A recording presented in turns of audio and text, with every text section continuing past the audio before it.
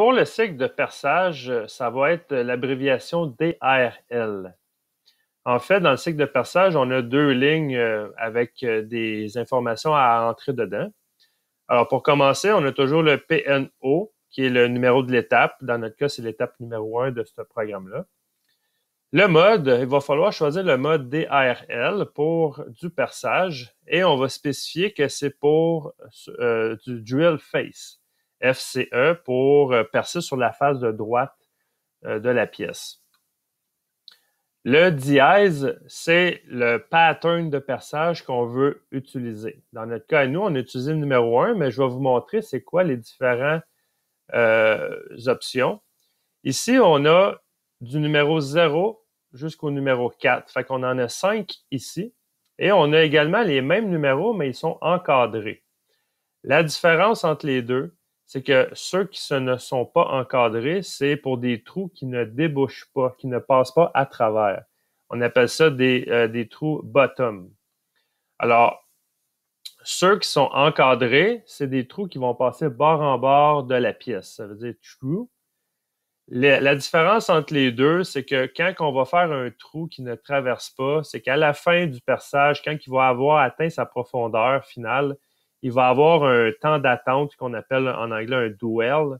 Ça veut dire qu'il va faire un petit arrêt dans le feed. Il va rester sur place, mais la pièce va continuer à tourner. C'est vraiment pour enlever la matière sur son 360 degrés comme il faut dans le fond. Après ça, il va se retirer. Ici, je vais vous expliquer les différents patterns. Si on choisit le numéro 0 comme perçage, ce que ça va faire, c'est que, bon, on voit les flèches ici. Ils sont en ligne continue noire.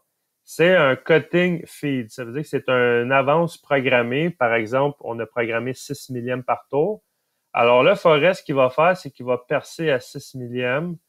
Il va se retirer du trou, toujours avec une avance de 6 millièmes, tranquillement. Ensuite, il va retourner dans le trou avec une avance de 6 millièmes. Il va retracter de 6 millièmes. Alors, c'est un processus qui est plus long, mais c'est ça, c'est des entrées et des sorties avec une avance programmée. Tandis que le numéro 1, c'est le deep hole drilling pour des trous profonds. Alors là, on varie entre le cutting speed puis le rapid feed, la vitesse en G00, la vitesse rapide. Alors, ce qu'il va faire ici, c'est qu'il va percer en avance programmée. Ensuite, il va aller changer son avance en avance rapide pour sortir du trou. Ensuite, il va garder son avance rapide pour retourner où est-ce qu'il était auparavant, pour ensuite retourner en avance programmée pour continuer le perçage. Et il va retracter en avance rapide, retourner en avance rapide dans le trou pour ensuite continuer son perçage en avance programmée et ainsi de suite. Alors ça, c'est l'option qu'on a choisie dans notre exemple. On a l'option numéro 2 qui est le High Speed Deep Hole Drilling. Ça veut dire que c'est un perçage rapide pour des trous profonds. Alors ici, ce qu'il va faire, c'est qu'il va percer avec une avance programmée. Il va faire un léger retract qui ne sortira pas du trou complet. Et ensuite, il va repercer en avance programmée, un petit retract juste pour briser les copeaux. Et ensuite, on va retourner, on va continuer le perçage en avance programmée pour ensuite, à la fin, sortir complètement en avance rapide du trou une fois terminé. Alors ça, c'est le numéro 2. Le numéro 3, c'est un reaming cycle. C'est pour un alisage avec un alésoir. Alors ça, c'est fort simple. Là, c'est l'alésoir va entrer en avance programmée et va sortir en avance programmée tranquillement pour faire l'alisage. Et le dernier ici, c'est le Very Deep Hole Drilling. C'est des trous pour des trous très profonds. Alors là, ici, on peut paramétrer plus de choses. On peut personnaliser le perçage comme qu'on veut. Mais le principe, c'est que on va encore varier l'avance programmée. Il va retracter programmé, continuer à percer en avance programmée, retract programmé, perçage en avance programmée. Là, il va faire à ce moment-là un retract en rapide pour sortir les copeaux. Il va retourner en rapide et va continuer comme ça. Alors, c'est un perçage un petit peu plus personnalisable. Alors, voici les différentes options pour le perçage. Dans notre cas ici, on a le choisi numéro 1. L'autre section, ça va être le diamètre de la drill diamètre. Dans notre cas, ici, on a écrit 750 pour un forêt de 750. Deep 1, 2 et 3, on peut faire l'option Auto Set dans le contrôleur qui va nous calculer automatiquement ces valeurs-là. Mais pour vous expliquer, qu'est-ce que ça veut dire? On va quand même le programmer manuellement, ces chiffres-là, là, dans la pratique. Là. Mais le Deep, je vais vous montrer une image, c'est celle-là ici. Le Deep 1, c'est la première coupe de profondeur. Ça veut dire que le forêt commence à percer. Il va percer combien? Là, dans notre cas à nous, dans l'exemple, on a mis 100 millièmes. On aurait pu mettre, exemple, 500 millièmes, la première coupe. Le depth 2, c'est le in-feed décrément. Ça veut dire qu'à excepté la première coupe, toutes les autres coupes suivantes, il va avoir on va enlever une certaine valeur à la profondeur à chacune des passes qui vont s'en suivre.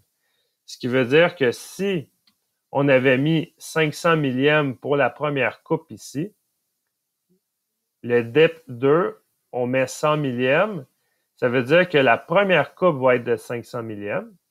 La deuxième coupe, on va enlever 100 millièmes au 500 millièmes. Ça veut dire qu'on va faire une coupe de 400 millièmes.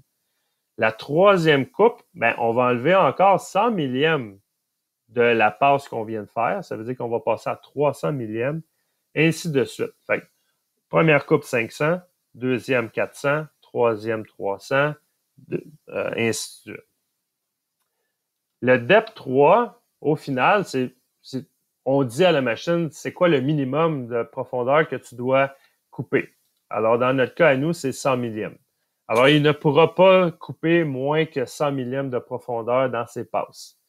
Fait qu'à un moment donné, il va atteindre son maximum, son minimum. Au final, là, ça va toujours être des coupes de 100 millièmes. Mais dans notre exemple ici, depth 1, 2, 3, c'est 100 millièmes partout. Fait qu'il va couper 100 millièmes partout. Sauf qu'on peut contrôler la première coupe plus profonde. On peut diminuer les coupes subséquentes avec le depth 2 et le depth 3, ben, c'est la coupe minimale pour notre forêt. Le V, c'est la vitesse de coupe pour le perçage. On a mis 400 pieds par minute dans notre exemple ici. Le feed, c'est l'avance du forêt. C'est une avance par tour, 6 millièmes par tour. Et ensuite, on a le numéro de l'outil. Dans notre cas à nous, l'outil de perçage, c'est le numéro 2. Ensuite, le SPTZ, c'est le starting point en Z. Alors ici, si je vous montre un exemple, le starting point en Z, ça se trouve à être l'origine pièce, alors Z0. À noter qu'on peut mettre aussi une valeur négative ici pour démarrer un petit peu plus loin que l'origine pièce. Alors, ça, c'est possible. On pourrait mettre, exemple, moins 100 millièmes. Il va démarrer 100 millièmes de la face. Le final point en Z, c'est le point final du perçage et c'est la pointe, la référence. C'est pas l'arête là, ici, là, c'est vraiment la pointe au bout du forêt qui est notre Z de référence. Alors, ici, le FPTZ, ça se trouve être la profondeur du perçage. Alors voilà.